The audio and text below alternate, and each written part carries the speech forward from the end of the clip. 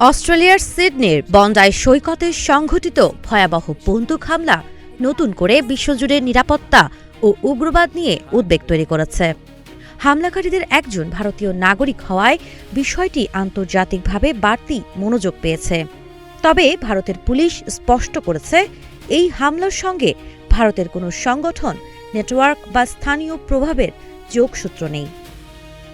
নিহত হামলাকারী সাজিদ আকরাম হায়দ্রাবাদে পড়াশোনা শেষ করে ১৯৯৮ সালে কাজের সন্ধানে অস্ট্রেলিয়ায় পাড়ি জমান। দীর্ঘ সময় প্রবাস জীবনে থাকা এই ব্যক্তি পরিবারের কাছে পরিচিত ছিলেন একজন সাধারণ মানুষ হিসেবেই। জীবন অবাক না করলে কে করবে? ২৮% মিল্ক ফ্যাটের অবাক করার সাথে ফ্রেশ মিল্ক পাউডার। জীবন অবাক করুক প্রতিদিন। ভারতীয় পুলিশের ভাষ্য অনুযায়ী তার পরিবার তার মধ্যে কোনো উগ্রবাদী চিন্তাধারার লক্ষণ কখনো দেখেনি এবং ভারত ছাড়ার সময় তার বিরুদ্ধে কোনো নেতিবাচক রেকর্ডও ছিল না। এই হামলার আরেক গুরুত্বপূর্ণ দিক হল এটি পারিবারিকভাবে সংঘটিত।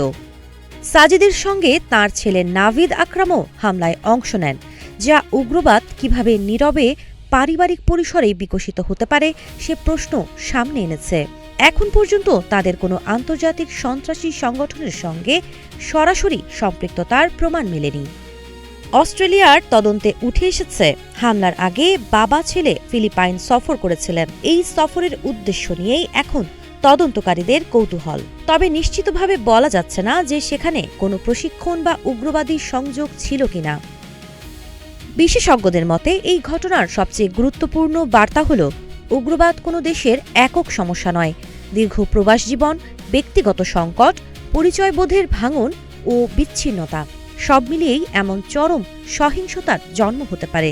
তাই একটি ব্যক্তির অপরাধকে কোনো দেশ বা সম্প্রদায়ের সঙ্গে জুড়ে দেখার ঝুঁকি থেকেই যায়, এটাই সবচেয়ে বড় বিভ্রান্তি। সাবাহ খান, নাগরিক প্রতিদিন।